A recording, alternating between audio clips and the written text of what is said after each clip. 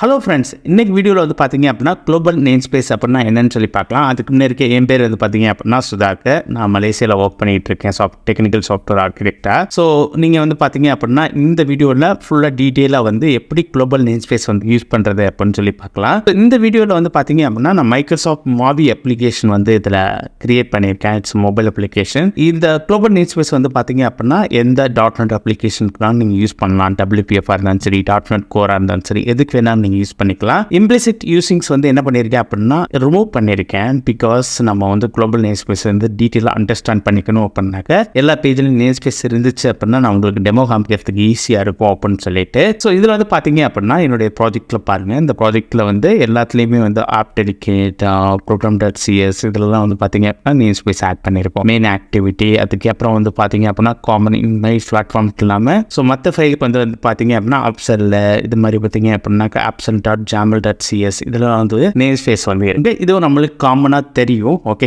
Namespace இருந்தால் தான் வந்து லைப்ரரிஸ் எதை ஆக்சஸ் பண்ணணும் அப்படின்னா என்னால் ஆக்சஸ் பண்ண முடியும். குளோபல் நேம்ஸ்பேஸ்னா என்ன சார் அப்படின்னு பார்த்தீங்க அப்படின்னாக்க குளோபல் நேம்ஸ்பேஸ் அப்படின்னா நம்ம ஒரு மெத்தட் எப்படி காமனாக எழுதுவோமோ அதே மாதிரி நம்ம என்ன பண்ணிக்கலாம், ஒரு வேரியபிள் எப்படி குளோபலாக டிக்ளேர் பண்ணுவோமோ ஸோ அதே மாதிரி வந்து நம்மளோட நேம்ஸ்பேஸ் வந்து குளோபலாக நம்ம செட் பண்ணிட்டோம் அப்படின்னாக்க நம்ம ஒவ்வொரு கிளாஸ்லேயும் போயிட்டு என்ன பண்ண வேண்டியதில்லை, நேம்ஸ்பேஸ் ஆட் பண்ணணும் அவசியம் கிடையாது. ஒரு சின்ன எக்ஸாம்பிள் பார்த்தீங்க அப்படின்னாக்க ஒரு ஃபைல் கான்செப்ட் யூஸ் பண்ணணும். system.io அப்படிங்கிற நேம் ஸ்பேஸை வந்து ஒரு ஃபைலில் யூஸ் பண்ணணும் அப்படின்னா நீங்கள் என்ன பண்ணுவீங்க, யூசிங் system.io அப்படின்னு சொல்லி யூஸ் பண்ணுவீங்க. இதே இன்னொரு ஃபைலில் யூஸ் பண்ணணும் அப்படின்னா என்ன பண்ணுவீங்க, யூசிங் system.io அப்படின்னு சொல்லி யூஸ் பண்ணுவீங்க. ஸோ இது வந்து செப்பரேட்டாக நம்ம யூஸ் பண்ணாமல் ஒரு என்ன பண்ண போகிறோம் அப்படின்னா ஒரு ஃபைலில் வந்து கிரியேட் பண்ணி name space global name space create பண்ணி அதை என்ன பண்ண போகிறோம் அப்படின்னா எல்லா நேம் ஸ்பேஸையும் அதில் ஆட் பண்ணிக்க போகிறோம். ஸோ இது வந்து நீங்கள் காமனாக ஜெனரிக்காக எந்தெந்த நேம் ஸ்பேஸ்லாம் நீங்கள் யூஸ் பண்ணணும்னு நினைக்கிறீங்களோ அதை மட்டும் நீங்கள் மூவ் பண்ணிட்டீங்க அப்படின்னா பெஸ்ட்டாக இருக்கும். பாருங்கள், இந்த அப்ளிகேஷனில் வந்து பார்த்தீங்க அப்படின்னாக்க ஸோ எல்லா நேம் ஸ்பேஸும் இருக்குது. ஸோ இதில் என்ன பண்ணுறோம் அப்படின்னாக்க ரைட் கிளிக் பண்ணிவிட்டு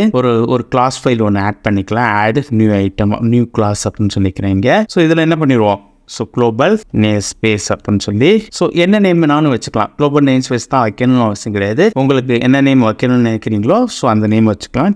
.cs அப்படின்னு சொல்லிட்டு. ஓகே, ஸோ இதில் வந்து பார்த்தீங்க அப்படின்னா எல்லா டீட்டெயில்ஸும் இருக்கணுமா, பப்ளிக் கிளாஸ் நேம் ஸ்பேஸ்லாம் இருக்கணுமா அப்படின்னு கேட்டிங்கன்னா அவசியம் கிடையாது. ஸோ இந்த ஃபைல் ஒன்று இருந்துச்சு அப்படின்னா இந்த லொக்கேஷனில் தான் இருக்கணும்னு அவசியம் கிடையாது. ஏதோ ஒரு லொக்கேஷனில் வந்து இருந்துச்சு அப்படின்னாக்க ஸோ நீங்கள் அந்த நேம் ஸ்பேஸ் அதில் ஆட் பண்ணுற நேம் ஸ்பேஸ் வந்து நீங்கள் குளோபலாக டிக்ளேர் பண்ணிக்கிற மாதிரி. ஓகே, ஸோ இங்கே பாருங்கள் main.csல வந்து நான் என்னென்ன இருக்குது அப்படின்னு பார்த்தீங்க அப்படின்னா யூசிங் சிஸ்டம் இருக்குது. இந்த 3 நேம்ஸ்பேஸை சப்போஸ் நான் ரிமூவ் பண்ணேன் அப்படின்னா இந்த கண்டென்ட் பேஜ் அப்படிங்கிறது எரர் சொல்லும். ஈவெண்ட் ஆர்க்னு சொல்லுது. சிமாட்டிக் ஸ்க்ரீன் ரீடருங்கிறது வந்து பார்த்தீங்க அப்படின்னா எரர் சொல்லுது. ஸோ இது வந்து பார்த்தீங்க அப்படின்னா நான் வந்து எல்லா ஸ்க்ரீனுக்கும் இந்த நேம்ஸ்பேஸ் கண்டிப்பாக நான் பண்ணுவோம். கோர்ஸ் அது அந்த மாதிரி இடத்துல நான் என்ன பண்ணலாம் அப்படின்னா குளோபல் நேம்ஸ்பேஸை வந்து இங்கே டிக்ளேர் பண்ணுறேன்.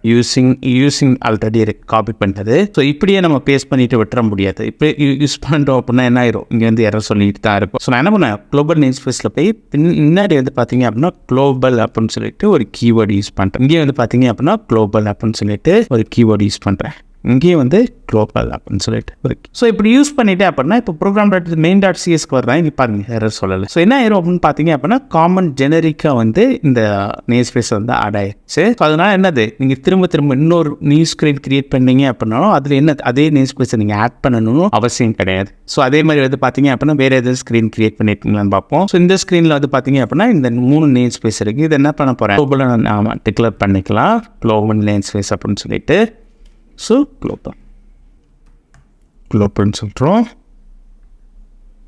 ஸோ அதே வந்து குளோபல் அதே குளோபல்.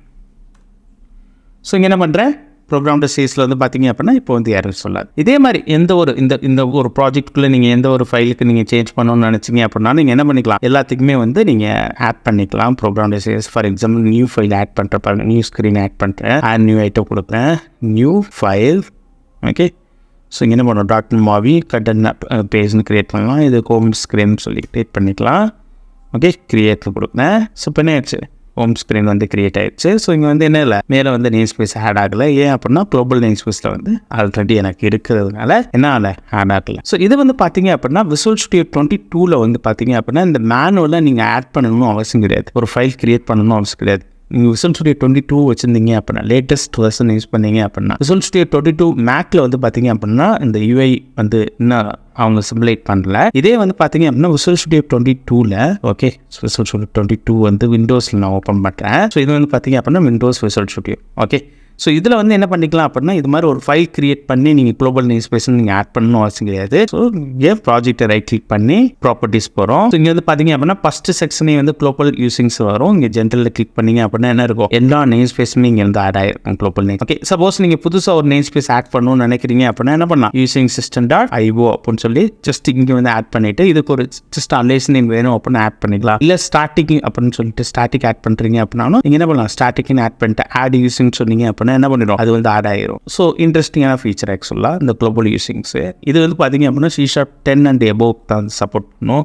அதே மாதிரி வந்து .NET Core 6 and above தான் அது சப்போர்ட் பண்ணும். ஸோ இதை வச்சுருந்தீங்க அப்படின்னாக்க நீங்கள் என்ன பண்ணுங்க அப்படின்னா சப்போஸ் உங்கள் ப்ராஜெக்ட் வந்து C# 10 யூஸ் பண்ணுறாங்க, நீங்கள் இன்னும் குளோபல் யூசிங்ஸ் வந்து யூஸ் பண்ணி பார்க்கல அப்படின்னா ட்ரை பண்ணி பாருங்கள் கண்டிப்பாக. சப்போஸ் நீங்கள் Visual Studio 22 வச்சுருந்தீங்க அப்படின்னா இந்த ஆப்ஷன்ஸ் வந்து நீங்கள் செலக்ட் பண்ணுங்கள். செலக்ட் பண்ணி நீங்கள் என்ன பண்ணலாம், UI மூலமாகவே ஈஸியாக ஆட் பண்ணலாம். நீங்கள் ஃபைல் போட்டு நீங்கள் ஃபைல் ஆட் அந்த மாதிரி வந்து நீங்கள் செய்யணும் அவசியம் கிடையாது. Suppose Visual Studio Mac use பண்ணுறீங்க, இல்லை Visual Studio 2019 யூஸ் பண்ணுறீங்க அப்படின்னா அந்த இடத்துல வந்து கண்டிப்பாக நீங்கள் வந்து இந்த மாதிரி ஃபைல் யூஸ் பண்ணி தான் பண்ண முடியும். ஸோ கண்டிப்பாக இந்த வீடியோ யூஸ்ஃபுல்லாக இருக்கும் நினைக்கிறேன். தேங்க்ஸ் ஃபார் வாட்சிங். உங்கள் ஃப்ரெண்ட்ஸுக்கு நீங்கள் ஷேர் பண்ணணும் அப்படின்னா ஷேர் பண்ணுங்க கண்டிப்பாக. தேங்க்யூ, பாய்.